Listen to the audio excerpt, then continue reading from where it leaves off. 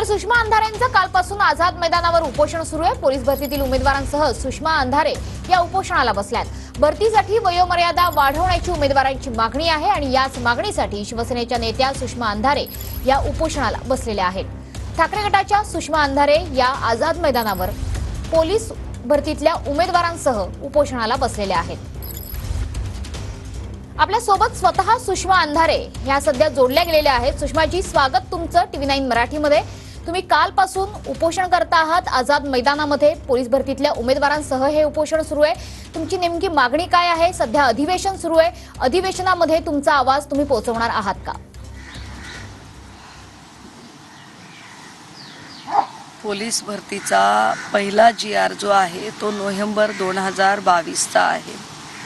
भरती प्रक्रिया ही 2022-23 ची आहे, परंतु शासन प्रशासनाचा अक्षम्य हलगर्जीपणा आणि गलथानपणा यामुळे ही भरती 24ला सुरू झाली।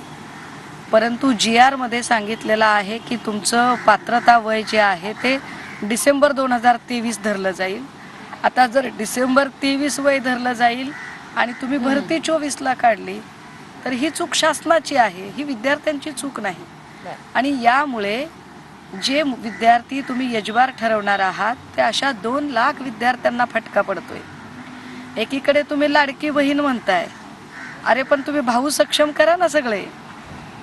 बरं, आम्ही काय म्हणतोय की आम्हाला नोकरीच द्या असं नाही म्हणणं आमचं म्हणणं आहे की भरती प्रक्रियेची एक संधी तुम्ही आम्हाला दिली पाहिजे, कारण तुमच्या GR मध्ये ते नमूद आहे आणि तुम्हीच भरती ती उशिरा 1 वर्ष उशिरा काढली आहे। कारण माननीय गृहमंत्री देवेंद्रजींनी सभागृहाच्या पटलावर सांगितलेलं आहे की मी या मुलांसाठी भरती करत आहे, पण आता आचारसंहिता वगैरे आहे।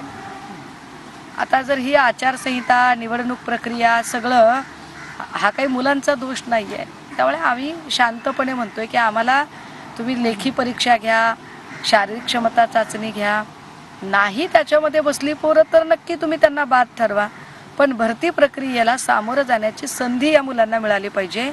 2 लाख मुलं म्हणजे साधारणतः एका मुलाच्या घरात जर 8 माणसं जरी धरली एका कुटुंबामध्ये तरी 16 लाख लोकसंख्येवर याचा परिणाम होतो। सुषमाजी, आज तुम्ही उपोषण करता आहात, मात्र काही अल्टिमेटम दिलं जातंय का? कारण सध्या अधिवेशन सुरू आहे, अधिवेशनामध्ये विधानसभेत तुमचा आवाज पोहोचणार आहे का? त्यासाठी तुम्ही काही नियोजन करताय? आज विधिमंडळामध्ये खालच्या आणि वरच्या दोनही सभागृहामध्ये पक्षाच्या वतीने पक्षाचे लोकप्रतिनिधी क्वेश्चन रेज करतील, आपली भूमिका मांडतील।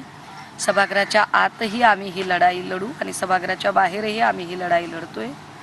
काल दिवसभरामध्ये एक्साईज मिनिस्टर शंभूराज देसाई यांचा आम्हाला निरोप वगैरे आला होता, पण शंभूराज देसाई आमचा प्रश्न कसा काय सोडवू शकतील? आमच्या पोटात दुखतंय, तुम्ही आम्हाला कान नाक घसा तज्ञाकडे नेताय। आमचं साधं म्हणणं आहे की हा होम डिपार्टमेंटशी संबंधित प्रश्न आहे, तो होम मिनिस्टरांनी लक्ष घातलं पाहिजे। आम्ही गृहमंत्र्यांची वेळ मागितली, काल क्रिकेटची ॲक्टिव्हिटी होती त्यामुळे CM DCMला वेळ नव्हता, आम्ही समजू शकतो ते, आणि काही 1 दिवस उपाशी राहिल्याने काही मरत नाही माणूस, पण ठीक आहे आज ते वेळ देतील असं आम्हाला वाटतंय। नक्कीच, त्यामुळे या संदर्भातले सगळे अपडेट आम्ही जाणून घेणार आहोत। तुर्तास धन्यवाद साधलेल्या या संवादासाठी।